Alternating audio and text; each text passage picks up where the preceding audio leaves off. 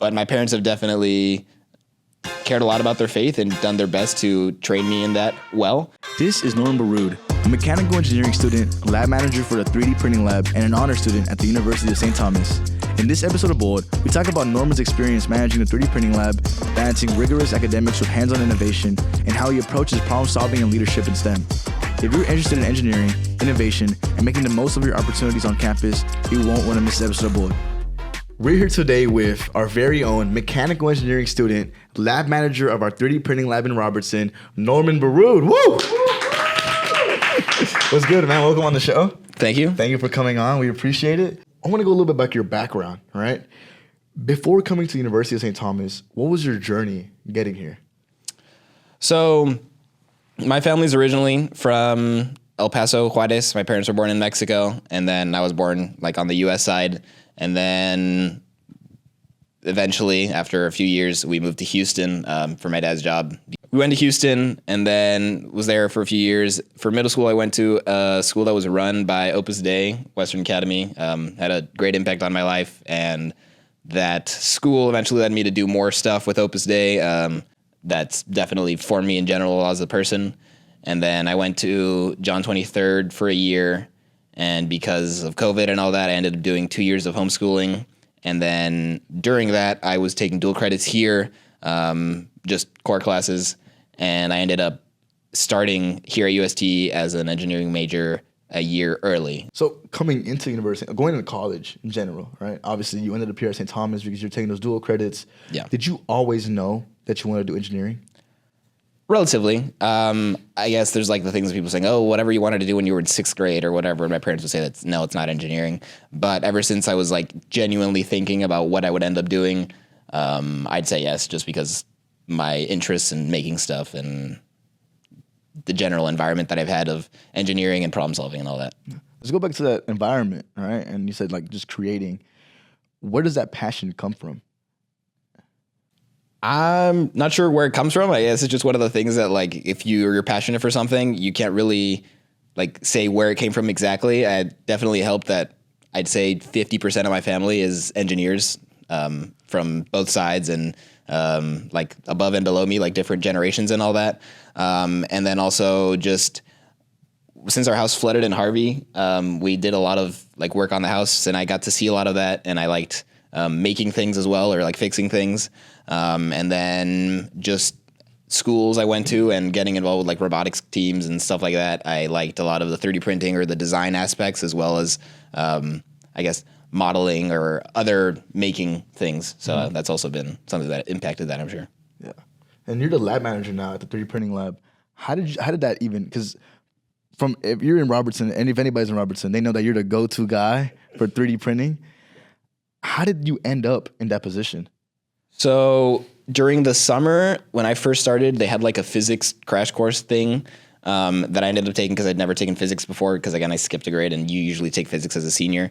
And I ended up meeting some of the then juniors and seniors, and they were doing a research project with 3D printing that I eventually ended up being a part of where they were doing compression tests on different parts of how they were printed.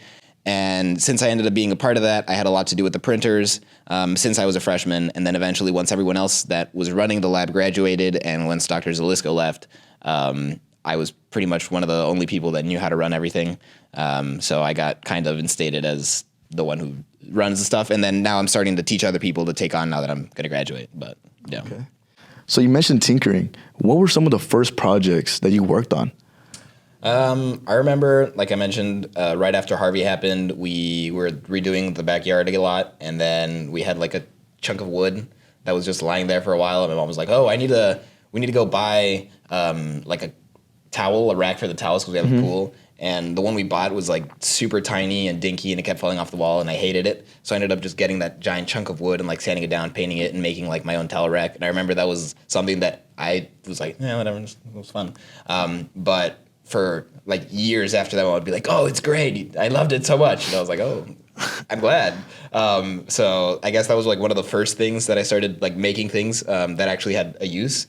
And then also when I first started high school and I first started getting into 3D printing, it was completely different to how it is now. Now you can just buy a printer and it'll immediately work. And back then you had to spend like a month calibrating it before it would work at all. And then even then you'd have to keep modifying it and constantly maintaining it and all that. So that was definitely a big impact on having me like have one consistent project that I had to keep working on over and over again. Okay. And let's actually go check out that lab, right? Sure. We're going to go check it out right now. We're going to see how it is, and hopefully we see some other labs too. Yep. So we'll see you right there. We'll be right there. That'd be great.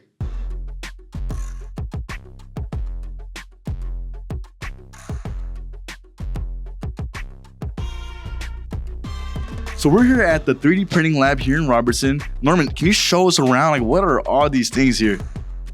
Yes, so all of that stuff back there is 3D printers, mostly the small ones, and then a medium one right there. This right here is a resin printer, so it can do higher detail and smaller modules, as well as generally faster printing for its size.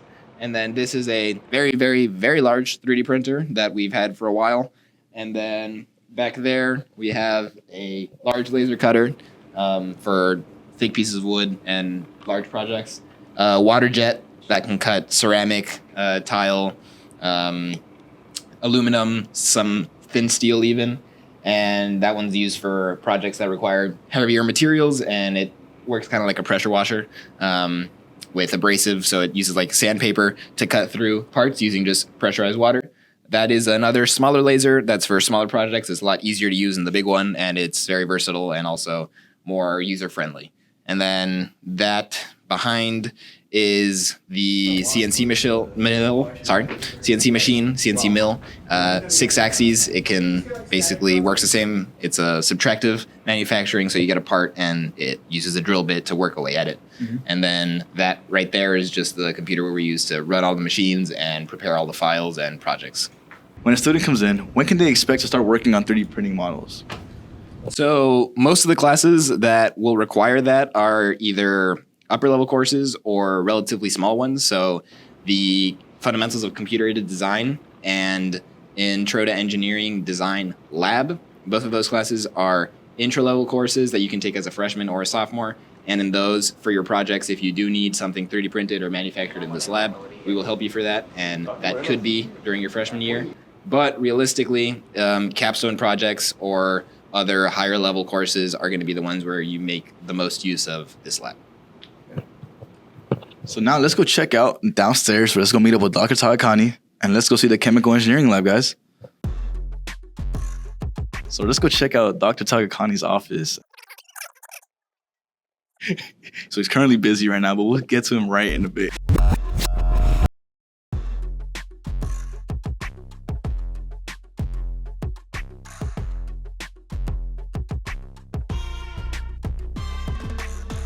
And we're back. Thank you for showing us around the 3D printing lab and showing us how everything works. And to go to switch subjects, how important was it for you to come into the University of St. Thomas, regarding to faith? I've always been at Catholic schools, and that's always been a big part of my life. Being Hispanic, most of us are Catholic to begin with, and so cradle Catholic, even if that's not really a word I'd use because it's generally used as like derogatory, is that you're not as invested into it and you just were born into it. But my parents have definitely cared a lot about their faith and done their best to train me in that well. And I feel that it's been very nice to be in an environment that supports that and shares that faith with me, especially since I've not been able to do as many Opus Dei things as I used to because I'm busy with stuff. But it's still nice to have that support and faith around me as well. Yeah. So how do you live, like you mentioned, since you're not able to do as many events in Opus Dei, how are you able to kind of live your faith out here or explore your faith even more on campus? On campus, being part of the honors program, most of the people are Catholic, and so being part of that group, I know a lot of people that are in Celts for Life and campus ministry, so I have some interaction with that. Again, unfortunately, not as much as I'd probably like to because engineering is a very demanding major, but just daily mass at least once a week I try to go to. Generally not here on campus. I live at home, so I'm still close enough to my home parish. And then just whenever there's a day of obligation, I'll make sure to go to mass here and just try to be active in my faith as much as possible. Yeah. So tell us a little bit about honors. For students that don't know anything about honors or freshmen coming in, what should they expect out of the honors program and like a cohort?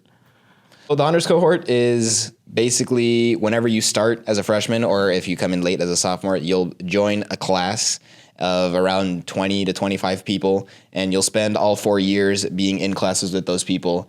Most of the people will graduate the honors program. You'll have one class each semester, and it's going to be replacing part of your core, and it'll be what some schools call like great courses or great books and liberal arts. So you'll read, there'll be a theme for each semester, and then you'll read a series of books on that, which then are used to spark discussion between the students and the teachers. And as you go forward, the teachers have less and less intervention, and they let you more freedom of guiding the flow of discussion and arguments and all that. And it's been really great to have other opinions and other people that are actually invested with arguing, or not arguing, with discussing important topics with you, compared to if you're just talking with your friends or whatever, and it's just like, if someone feels like they're losing the argument, they might just give up and walk away. But you're sitting down for an hour twice a week and discussing for a grade, which some people find slightly, I guess, bad for the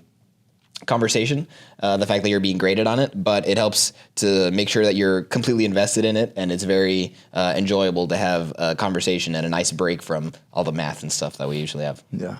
So you're graduating this May, right? What's been one of your most memorable classes? You can go from honors, you can maybe go from physics, you can from engineering department, anything. What's been one of your most memorable classes here at the University of St. Thomas?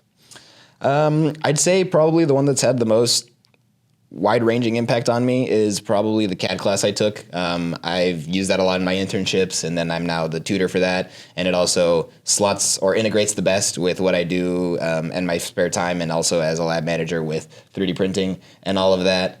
But I'd also definitely say that on a less career-focused side, just having those discussions in honors about philosophy and theology and all of those things has definitely helped me expand my knowledge and make sure that I maintain a well-balanced lifestyle. Okay. So you mentioned you interned, right? So now we're looking, I want to look more into, you're about to graduate this May as well. What's your goal? Like after you graduate, where do you want to work? Do you want to work where you interned at, or do you want to work in a different department?